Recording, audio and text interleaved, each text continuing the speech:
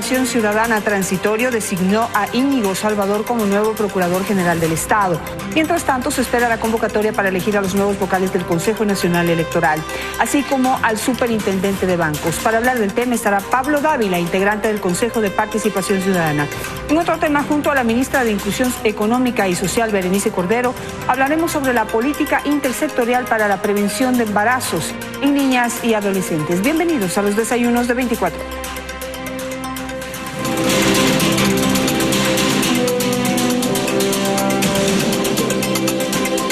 Aquí empiezan los desayunos de 24 horas.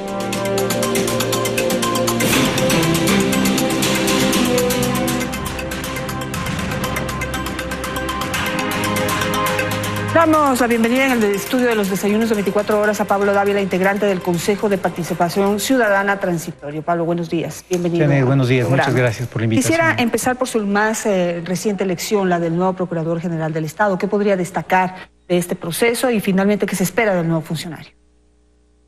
Bueno, el proceso cumplió con el mandato de designación de autoridades que finalmente aprobó el Consejo de Participación Ciudadana Transitorio. En las circunstancias que vive el país, es un mandato que procuraba una designación ágil que nos permita cumplir jurídicamente con los mandatos de la Constitución en términos de participación ciudadana, es decir, contó con los procesos de veeduría, con la integración de una comisión ciudadano-técnica que permita evaluar las características, las condiciones y requisitos de los candidatos, finalmente una fase de impugnación.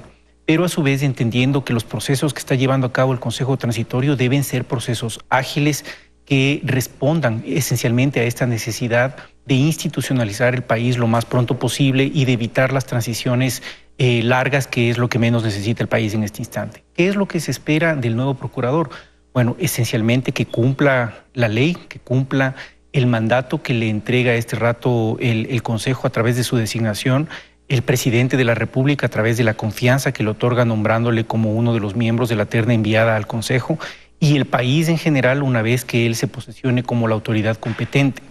Es imprescindible que se verifique todos los procesos que en un momento determinado pasaron por la Procuraduría General del Estado para evaluar el estado de los mismos, hacer un diagnóstico general de la institución para entender qué necesidades de optimización hay en el ejercicio de la función pública dentro de la Procuraduría General del Estado. Eso para nosotros es esencial. Si hay un elemento clave para el país es que la tarea que está realizando el Consejo Transitorio es una tarea con un efecto inmediato, sí, pero hay efectos mediatos que tienen que ser multiplicados por las diferentes autoridades que nosotros vamos a designar. La lucha contra la corrupción es realmente una tarea sistémica que involucra ahora a los miembros del Consejo Transitorio indudablemente, pero que si queremos ser exitosos como país tiene que involucrar al resto de autoridades que representen a la institucionalidad general del Estado, entre ellos fundamentalmente el Procurador y la tarea que deberá hacer a futuro. Y hay varios temas pendientes con el Procurador. Le estamos extendiendo una gentil invitación para que venga a nuestro programa esta semana. Esperamos contar con su presencia para poder conocer sus criterio y pensamiento frente a lo que está pendiente en este momento en esa dependencia. Quisiera pasar a la elección de los nuevos miembros del Consejo Nacional Electoral. Y ahí hay varias preguntas.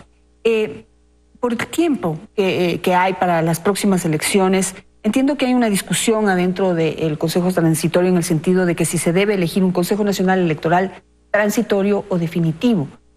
¿Cuál es la balanza hacia dónde va?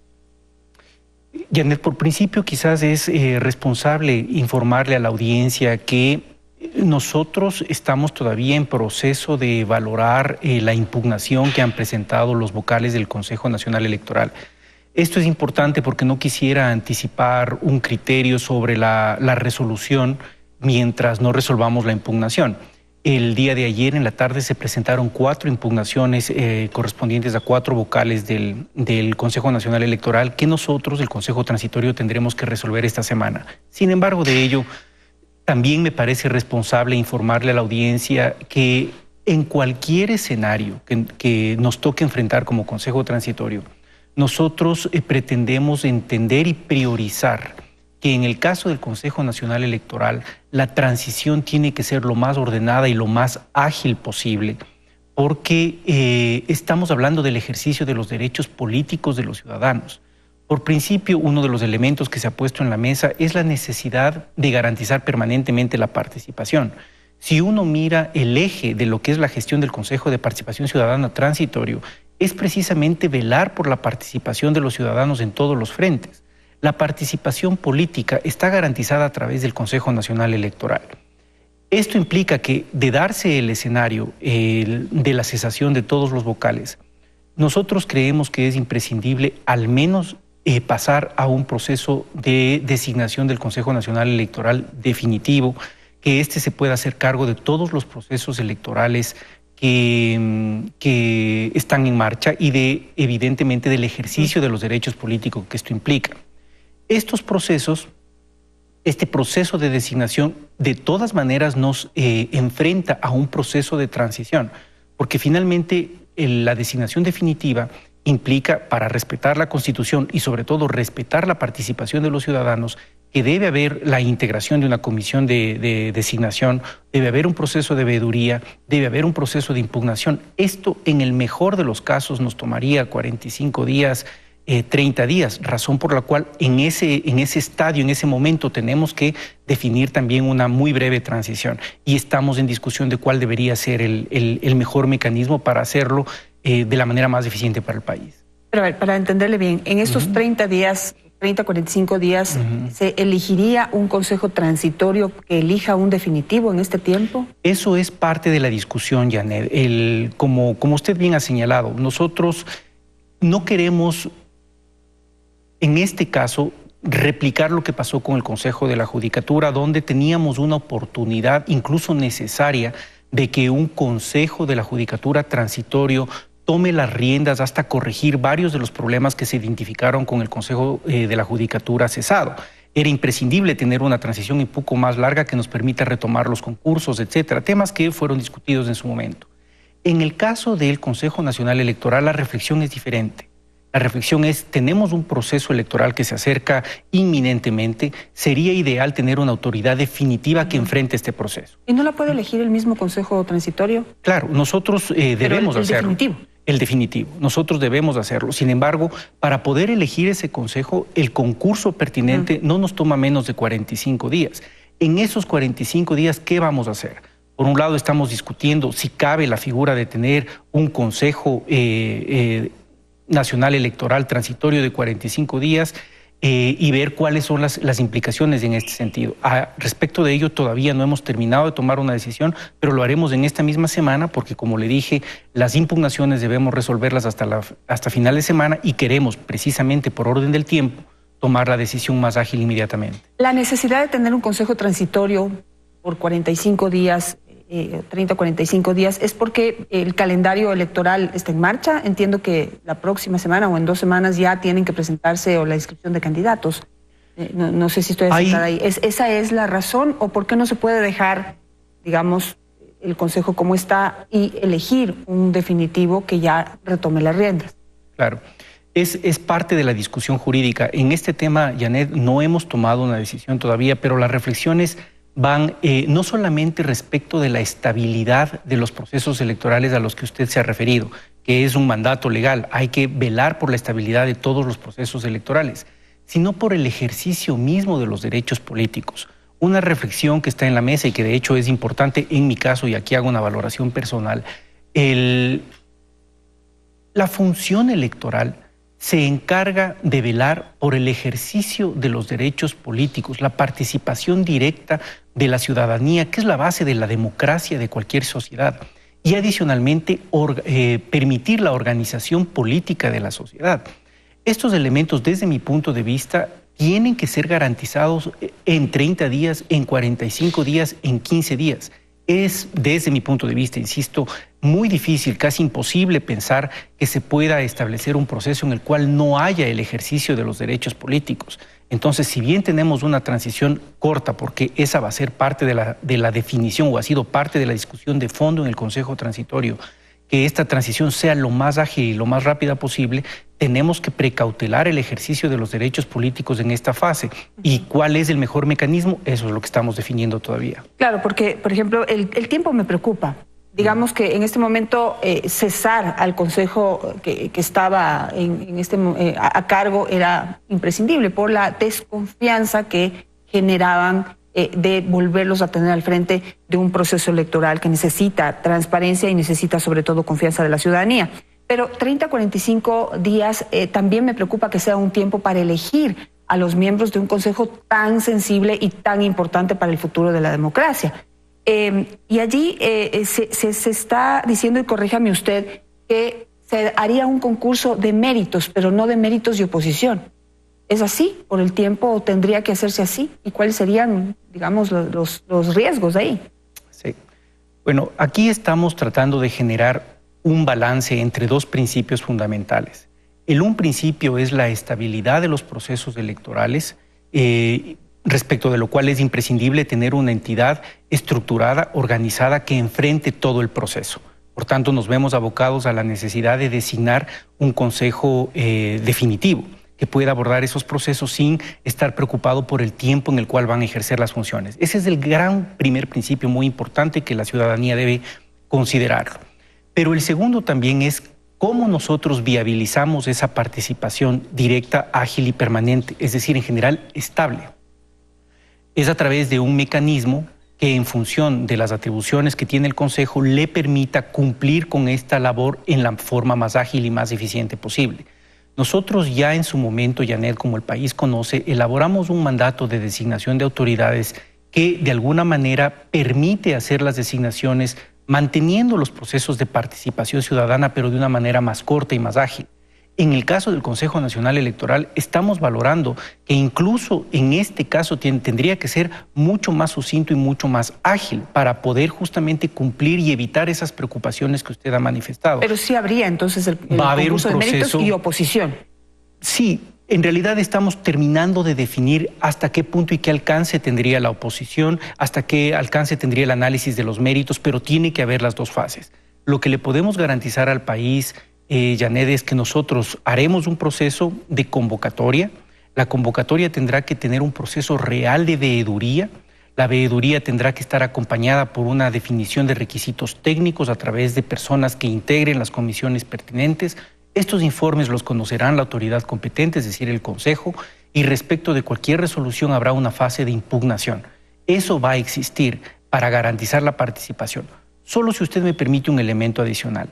Hemos hablado insistentemente del tema de la estabilidad, que es un elemento clave, pero la estabilidad no se garantiza exclusivamente con el proceso de designación, sino con la calidad de las personas que serán designadas.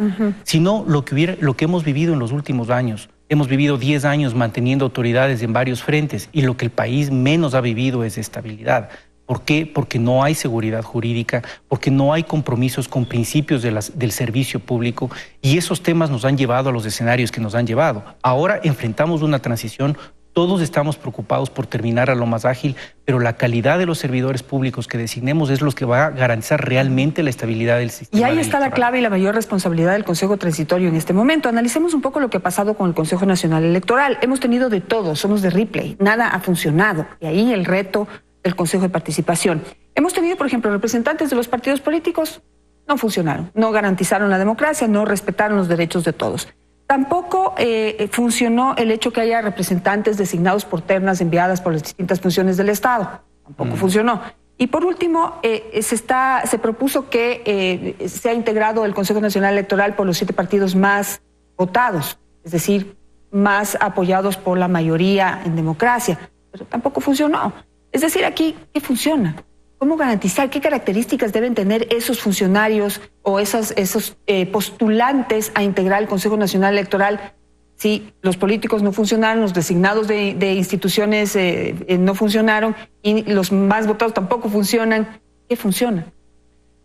Quizás la respuesta, Janet, está en reflexionar si nos estamos haciendo la pregunta correcta.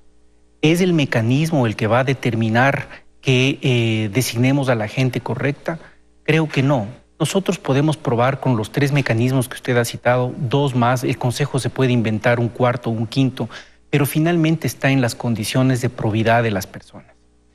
Finalmente, en todo el análisis que está haciendo el Consejo, y creo que esto lo puedo decir abiertamente, uno de los elementos permanentes de discusión es que independientemente del modo que nosotros escojamos y seleccionemos para la designación de los vocales del Consejo Nacional Electoral, la probidad de las personas y la calidad de las personas será quizás el elemento justificador más importante para la sociedad, independientemente del proceso. Si uno valora la Constitución, Janet, y mira los principios rectores de la función electoral, se encuentra que de varios principios que están consagrados ahí, que son como 7, al menos 4 están vinculados con temas de probidad, de transparencia, de autonomía y de independencia. Esos 4 factores deben ser la base de la selección. Aquí podemos establecer una ley particular, un reglamento, un instructivo, pero si estas 4 piezas que yo acabo de mencionar, transparencia, honestidad, independencia y autonomía, son la base de la decisión, realmente podremos nosotros, independientemente del proceso, nombrar gente que cumpla con su trabajo. Esa es la función. ¿Qué es lo que nosotros hemos visto y quizás el país tiene que aprender de esta experiencia? Debemos aprender de esta experiencia. El Consejo Nacional Electoral, que nosotros hemos cesado en funciones, nos ha dado una muestra de justamente romper todos estos principios desde el punto de vista del Consejo, desde la misma designación, desde el momento que asumieron funciones. Janet, no hay acto o el primer acto de corrupción de un funcionario público es aceptar un cargo para el que no está preparado. Y eso es lo que nosotros evidenciamos en el Consejo Nacional Electoral. En otros frentes de evaluación del Consejo también, pero particularmente en el Consejo Nacional Electoral. Luego, en el ejercicio de sus funciones, vimos una violación flagrante de la norma, aplicación de normas a procesos que no corresponden, simplemente por un interés clientelar, por un interés partidista.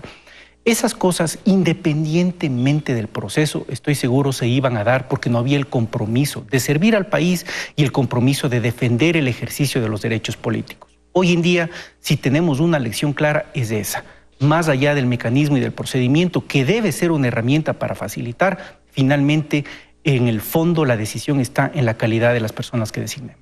Así es, y esos ecuatorianos, para resumirlo, tendrían que ser independientes, autónomos, con trayectoria de vida, sin rabo de paja y ojalá con experiencia en los procesos electorales. Se logrará, digamos, en nuestro país hay personas con trayectoria y con mucha probidad, con mucha honestidad. ¿Se querrán postular?